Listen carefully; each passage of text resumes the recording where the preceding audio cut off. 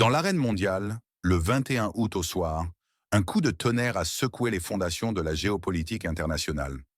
L'ancien président américain, Donald Trump, a publié un message incandescent sur Truth Social, une déclaration de fureur et de défi qui pourrait redessiner fondamentalement la carte du conflit en Europe de l'Est. C'est un tournant inattendu, bouleversant. Trump, l'homme qui louait Poutine, vient de le désigner publiquement comme agresseur. Est-ce la fin d'une ère? Le début d'une vengeance implacable? Le monde entier retient son souffle devant cette transformation radicale. Le jeu diplomatique, jusqu'ici prévisible, vient de changer de règles de manière drastique, poussant la tension à un niveau jamais vu, avec des implications potentiellement explosives. Les capitales s'interrogent sur la signification de cette déclaration et sur les actions qu'elle pourrait précipiter. Question à vous. Écrivez d'où vous nous regardez, pays et ville. Cette explosion verbale n'est pas sortie de nulle part. Elle est le point culminant de plusieurs événements qui ont mis l'ancien président dans une position intenable. La première étincelle, une rencontre en Alaska entre Trump et Poutine, où le président américain aurait subi une humiliation publique. Les détails précis de cet affront restent dans l'ombre, mais l'impact personnel sur Trump est rapporté comme dévastateur, son orgueil violemment heurté.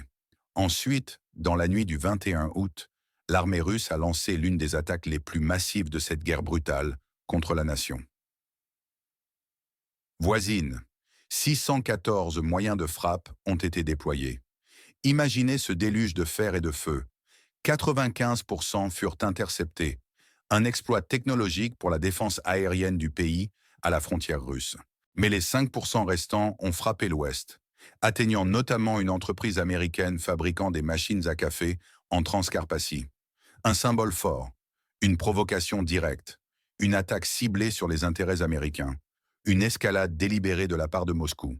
Enfin, comme pour ajouter l'insulte à la blessure, Sergueï Lavrov, ministre russe des Affaires étrangères, et Dmitri Medvedev, vice-président du Conseil de sécurité russe, ont ouvertement raillé les initiatives de Trump concernant les garanties de sécurité pour la nation voisine. Ils ont rejeté toute implication occidentale, ridiculisant publiquement les propositions de l'ancien président. 3 coups, 3 humiliations. Le vase de la patience de Trump, semble-t-il, est brisé, menant à cette déclaration sans précédent. Question à vous. Marquez-vous dans les commentaires. De quelle ville, pays suivez-vous actuellement? Ce n'est plus une simple guerre lointaine. Ce n'est plus une question de géopolitique froide et calculée. C'est devenu, pour Donald Trump, une affaire intensément personnelle, un affront direct à sa stature, son ego surdimensionné, sa soif de reconnaissance et sa réputation de négociateur infaillible ont été blessés au plus profond. Poutine, qu'il admirait autrefois, qu'il louait même, lui a planté, selon l'analyse d'Olexandre Kouchnard de Newsletter, un couteau diplomatique tranchant dans le dos. La portée de ce revirement est immense. Trump a déclaré sans ambages, avec une clarté presque choquante, « Il est presque impossible de gagner une guerre sans frapper le territoire de l'agresseur. » C'est comme si une équipe dans un grand sport avait une défense magnifique, mais n'était pas autorisée à jouer en attaque. Dans une telle situation, la victoire est tout simplement exclue.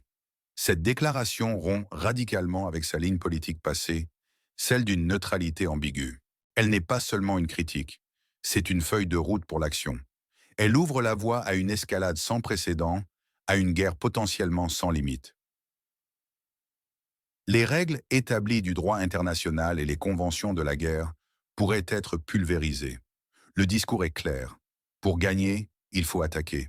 Frapper l'agresseur là où ça fait le plus mal. Mais que cela signifie-t-il concrètement pour l'avenir de la nation voisine? Une aide militaire massive, sans restriction ni réserve? Une frappe directe, audacieuse, contre le territoire russe lui-même, remettant en question toutes les lignes rouges nucléaires et stratégiques? Les implications sont colossales et pourraient remodeler le conflit de manière irréversible, le faisant entrer dans une nouvelle phase d'incertitude et de danger. C'est un tournant majeur qui met le monde entier au défi de comprendre cette nouvelle dynamique politique et psychologique. Est-ce un calcul froid, stratégique, ou la fureur pure et simple d'un homme humilié publiquement devant la planète entière? Quelles mesures, sanctions uniques changent réellement la situation dans cette région? Soyez précis. Deux versions principales s'affrontent sur les coulisses de cette volte-face, sur les motivations profondes de Donald Trump. La version officielle, véhiculée par le poste de Trump lui-même sur Truth Social, est celle d'une indignation face à l'incapacité, l'incompétence de Biden à permettre à la nation voisine de riposter efficacement et de remporter une victoire décisive.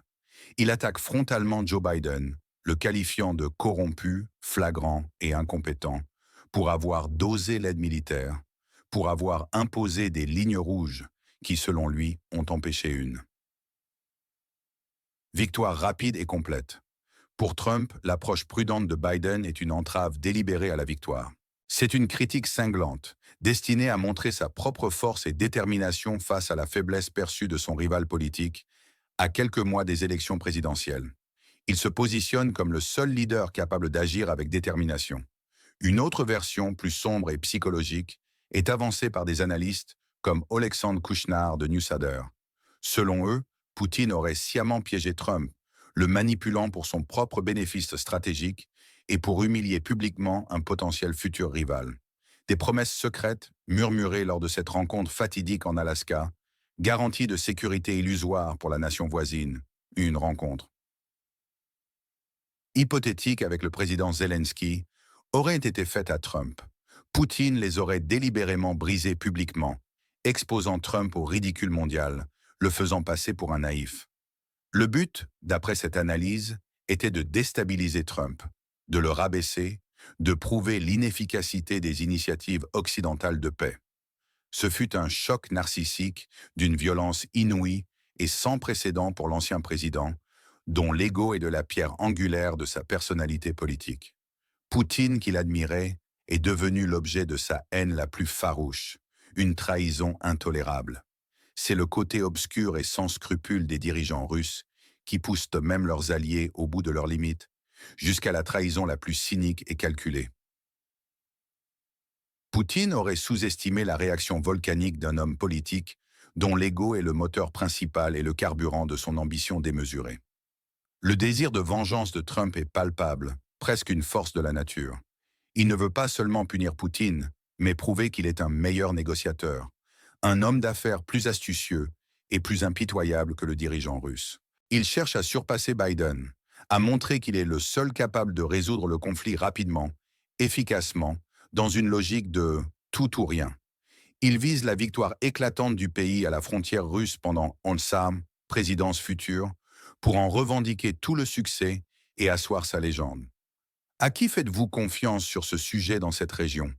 Un seul intervenant, média. Pour comprendre l'ampleur et la signification du revirement, il est impératif de replonger dans l'histoire des alliances trahies, des humiliations publiques qui transforment les amis, ou du moins les partenaires pragmatiques, en ennemis jurés, nourris par un désir ardent de représailles. L'ancienne rhétorique de Donald Trump, durant sa présidence, et même après, était celle d'une neutralité ambiguë et calculée sur le conflit du pays à la frontière russe. Il avait souvent évité de qualifier la Russie d'agresseur, louant même le dirigeant russe avec une régularité déconcertante. Cette longue histoire d'éloges mutuels et de spéculation sur des liens étroits rend cette trahison perçue d'autant plus dramatique et lourde de sens. Rappelez-vous les images marquantes lorsque Trump avait déroulé le tapis rouge pour Poutine sur le sol américain lors de sommets controversés. C'était une relation que beaucoup jugeaient étrange, voire dangereuse, pour la stabilité géopolitique mondiale et la cohésion de l'alliance transatlantique. L'administration de Joe Biden a été vivement critiquée, et pas seulement par Donald Trump, mais aussi par des observateurs, pour une approche micro-gérée des livraisons d'armes cruciales à la nation voisine. Les chars Abrams, les systèmes de missiles ATACMS, les chasseurs F-16 ont été livrés au compte-gouttes, souvent après de longues hésitations et débats internes. Des lignes rouges ont été imposées quant à leur utilisation, empêchant le pays à la frontière russe de frapper en profondeur le territoire de l'agresseur, limitant ainsi sa capacité à mener des contre-offensives. Une prudence excessive, selon les détracteurs de Biden, a prolongé le conflit, coûté des vies et permis à l'agresseur de consolider ses positions. Trump, lui, promet une approche diamétralement opposée, radicale. Il veut lâcher la bride sans condition, autoriser l'utilisation de la force sans restriction ni tabou. Son message est sans appel. Voilà vos armes, maintenant allez et gagnez. C'est une rupture totale avec la stratégie actuelle de l'Occident, un défi direct au principe de désescalade prudente. Un changement résonne avec des précédents historiques où des dirigeants humiliés ont déclenché des réactions imprévisibles et souvent dévastatrices. L'histoire est pleine d'exemples de vengeances politiques qui ont remodelé le destin des nations.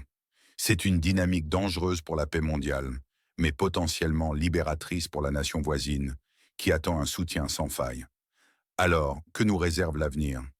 Des temps intéressants nous attendent, a prophétisé Trump lui-même. Une phrase énigmatique mais lourde de sens, une promesse de bouleversement majeur.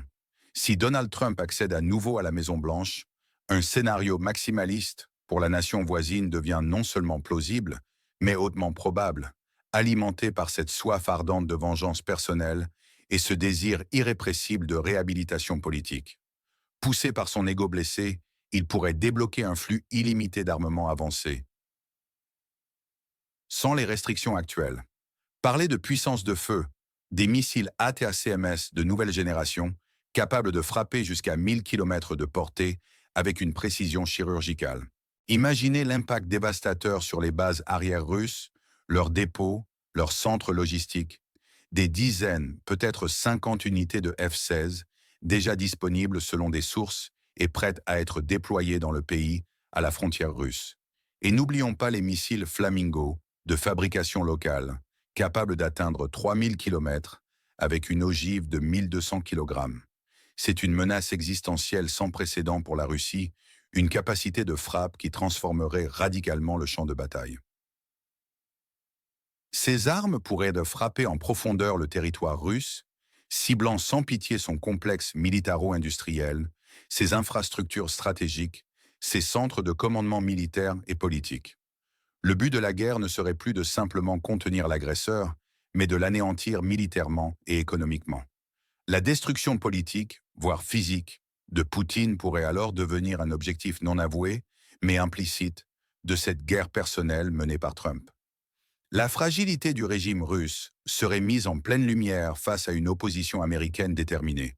Ce ne serait pas une guerre menée pour la paix, mais pour la victoire totale et inconditionnelle, pour l'effacement définitif de l'affront.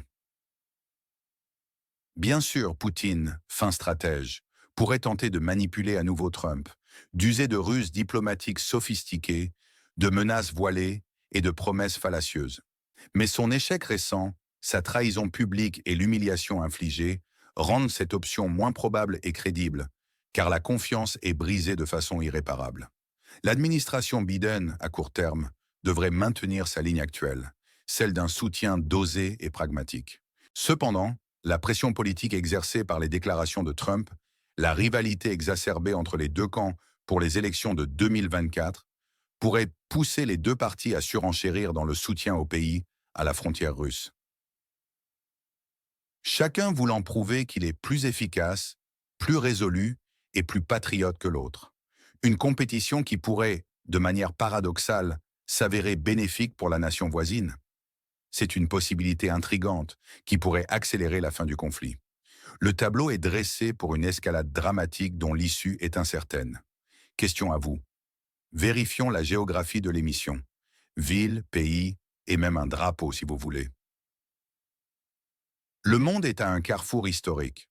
La rage de Donald Trump, déclenchée par une humiliation personnelle sans précédent, est devenue un nouveau facteur géopolitique majeur, imprévisible et potentiellement dévastateur pour la Russie. Les enjeux sont colossaux. Face à cette nouvelle dynamique, l'action concrète sur le terrain continue. Les drones pour les forces armées du pays à la frontière russe, 5 pour le groupe de renseignement militaire, GER, et 5 pour la 9e brigade des AFU, celle du groupe de Ruslan Rigovanov, sont déjà en route, acheminés vers la ligne de front. Ces 10 drones à fibre optique, d'une technologie avancée et d'une importance capitale pour la surveillance et la reconnaissance, sont financés par des initiatives citoyennes comme celle de Newseder, avec un objectif de 28 000 € pour ce 3e cycle de collecte de fonds. C'est le prix, tangible, de la vengeance personnelle de Trump, le prix de la victoire espérée pour la nation voisine et le prix de la survie de tout un peuple. Une aide concrète, vitale, en vie sauvée sur le terrain. Où est la ligne rouge entre les États-Unis et la Russie? Une phrase. Xiongwan, ce conflit personnel, inattendu dans sa genèse et imprévisible, pourrait-il transformer radicalement le cours de l'histoire, menant à une victoire totale et rapide pour la nation voisine? Pourrait-il, à terme, entraîner une destruction politique, voire la chute pure et simple de Vladimir Poutine et de son régime? Votre avis compte plus que jamais dans cette ère de changement rapide et de vérité complexe. Laissez-le en commentaire, exprimez librement votre point de vue, partagez vos craintes les plus profondes, mais aussi vos espoirs les plus audacieux pour l'avenir. Nous lisons tout, nous débattons de tout, pour créer une communauté de pensée critique, informée et engagée. Si vous voulez des analyses percutantes, honnêtes et sans filtre comme celle-ci, qui vous aident à comprendre les enjeux réels au-delà de la propagande et des gros titres, abonnez-vous sans tarder à la chaîne. Activez la cloche des notifications pour ne manquer aucun de nos prochains décryptages exclusifs. Et surtout, partagez cette vidéo avec ceux qui cherchent la vérité, ceux qui veulent comprendre ce qui se passe vraiment derrière les coulisses du pouvoir et des conflits. C'est essentiel pour rester informé dans un monde saturé de désinformation, pour déjouer les manipulations narratives et pour participer activement à cette conversation vitale sur l'avenir du monde. Ne restez pas silencieux, votre voix est importante et peut faire la différence. Agissez maintenant.